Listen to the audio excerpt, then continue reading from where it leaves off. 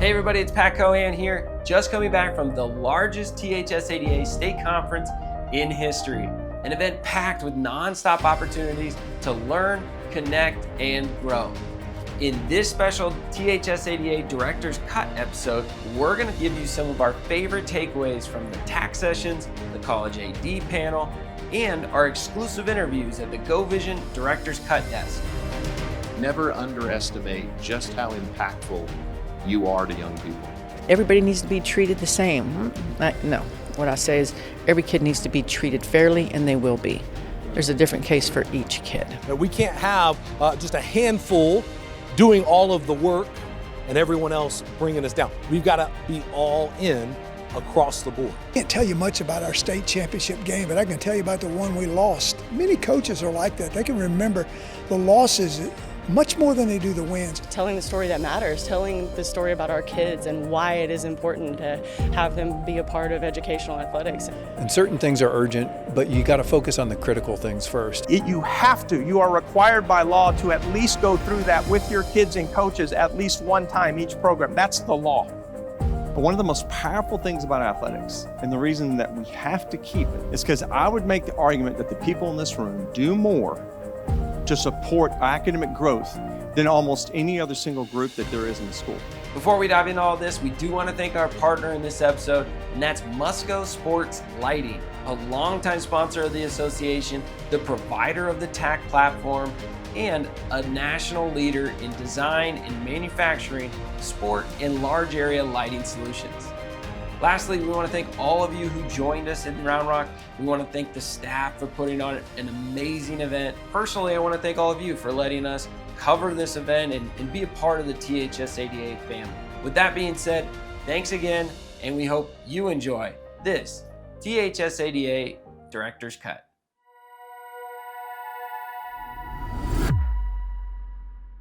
Never underestimate just how impactful you are to young people. Unfortunately, nobody's going to probably come up to you and thank you. And you may wonder if all of this that I'm doing, does it really matter? I think about our world today, and I can't think of anything more important than what you're doing, is we need to develop young people that have a sense of resilience. We need to have people that are willing to pour into young people that maybe other people aren't willing to do. We need people who are willing to serve. Last thing, I always say this, there's really only two types of people in the world. There's some people who have the white napkin on their forearm serving other people, and then there's other people who have the white napkin underneath their chin waiting to be served. You all serve, and we need a world that has more people willing to serve. So thank you for what you do. Your time is so valuable as a big-time AD. Personally, how do you figure out the best way to use it day to day? What's your system? Well, one of the great things about being at West Point for 6 years is I worked for a general who ultimately became a 4-star general. And when I first got there, he said, you have to know what's critical, what's urgent, and what's important, because everything is important. And certain things are urgent, but you got to focus on the critical things first. And so I thought that was a great way of thinking about, being an athletic director at Texas Christian University. Like, everything's really important, but personally, I need to focus on those critical things first and knock down those targets because other people can handle a lot of the important things and some of the urgent things. And so I just need to be very focused on what's critical, what is going to have the biggest impact on the institution or our department or our student athletes directly. So whether that's, football is our big revenue earner. Obviously, that's got to take up a lot of my time and attention and focus. But then there's another component to all this, which is your personal time, right? I have 2 kids, I have a wife, we're trying to buy a house, and so those fall into some of the critical things as well. And so for me, it's understanding what can wait until tomorrow, or in some cases, what can wait until July, where things slow down and we can knock out something like that in the summer. And that comes with time and practice. And this is my 3rd athletic director's job, and so I've learned a lot over the years. 9 out of 10 ejections came from schools that said thanks but no thanks. I don't want to be a part of the Texas way, even though Mammoth Sports Construction has made it completely free. Even though we have all of these resources from video boards, parent lessons, curriculum for coaches, curriculum for athletes, free signage from SignChamp. Even though we've been given everything, 55% of districts in the state of Texas said thanks but no thanks. And 9 out of 10 times, they were the ones who had ejections.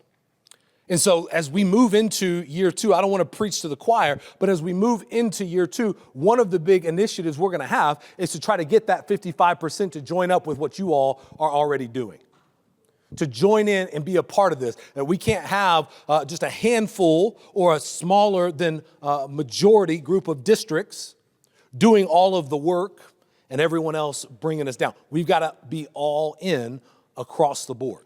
So that'll be a major initiative for us. What piece of advice has marinated for over 30 years and you've come back to? Well, one thing that we had early on in my career, we had quite a few lawsuits.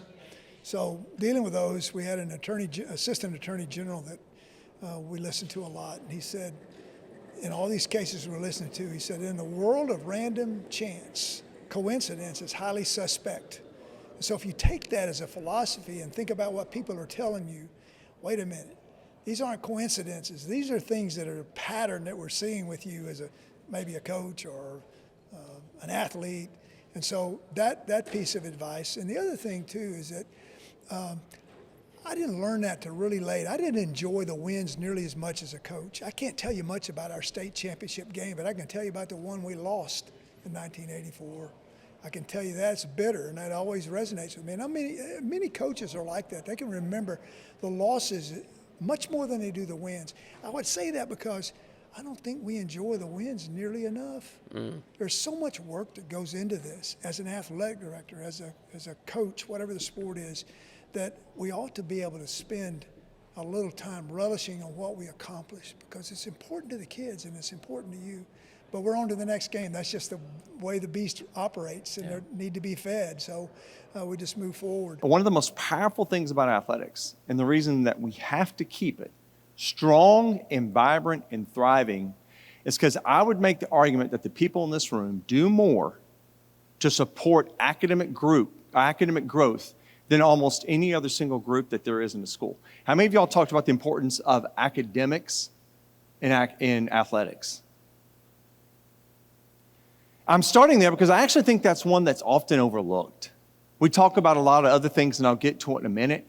But I asked this coach, we're in an interview setting, and it's a committee of us, and I said, tell me how you'd answer that question. Why should we keep athletics as part of the school day and in the role it currently has? And here's what this young coach said, and it has stuck with me. It's pretty smart. He said, I think it is the most effective intervention for at-risk youth that we've ever had in the history of the state of Texas, because we have no pass, no play. Now, our teachers do a great job teaching our young people, but every coach in this room knows that the hardest kid to coach is the kid who's not motivated. The hardest kid to coach is the kid who's not motivated.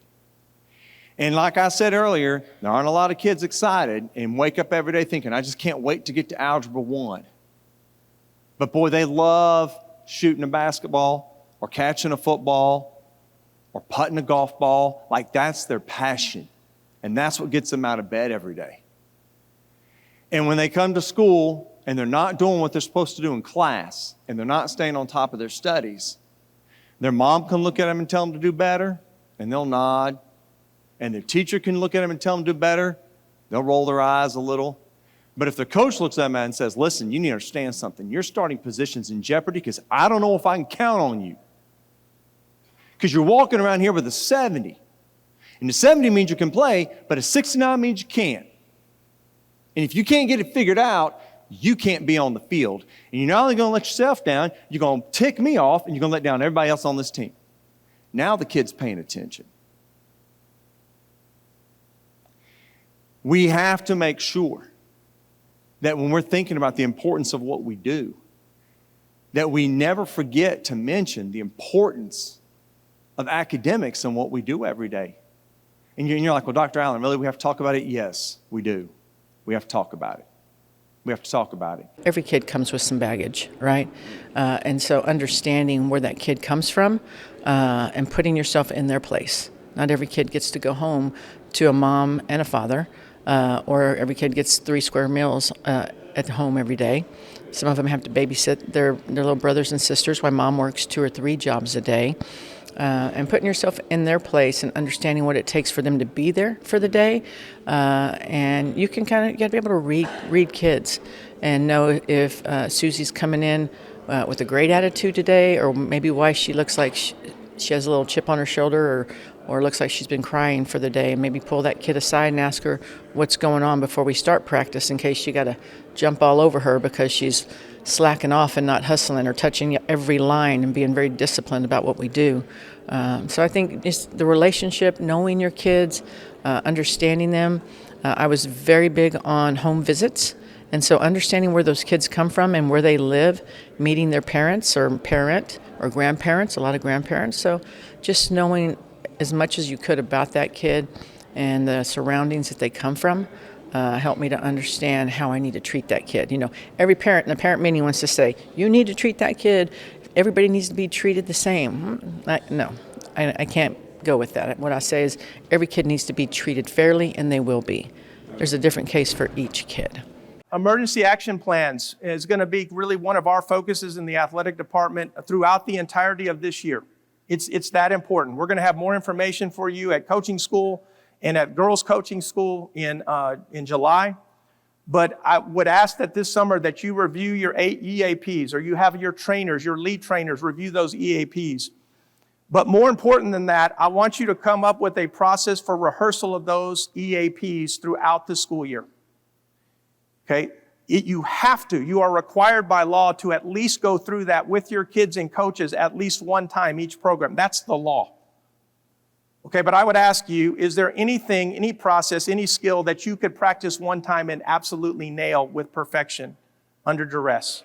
Oh, yeah. Now we got into the notebook. I Here did. We go. Okay, so a little update here. We have the notebook now. We're going through the notes. And what is the thing that, one thing that you're going to take back to Princess ISD? So actually I had 2 that I wrote down that I really liked. And one of them was tell the story that matters. And that was from the very first actually meeting that we walked into. And it was really talking about, some of the voucher stuff that's coming through and how we're going to have to fight for having athletics in our setting every day. But it was really more just about telling the story that matters, telling the story about our kids and why it is important to have them be a part of educational athletics and how important that is.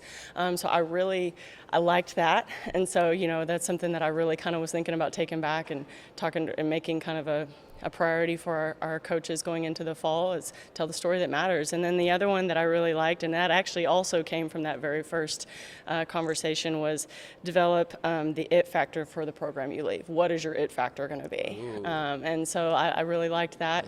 Yeah, it was just a kind of a question mark that you could put out there with your coaches, and have them really dive into what is going to be our it factor, what is going to separate us, what is going to elevate us into into the next school year. But what do we have? What is our it factor? What story can we tell? Yeah. And if people talk about storytelling, and you look back through history, stories are what move people. Yes. And so finding the story arc for your program and the vision, right? People talk about vision and mission and those sort of things, but really, what is that story that people are going to attach to and really get excited about? So I love that. I'm glad we got the notebook. Yeah, I am too, because I was like, I have 2 of them and I know what they are. I just cannot remember them right now.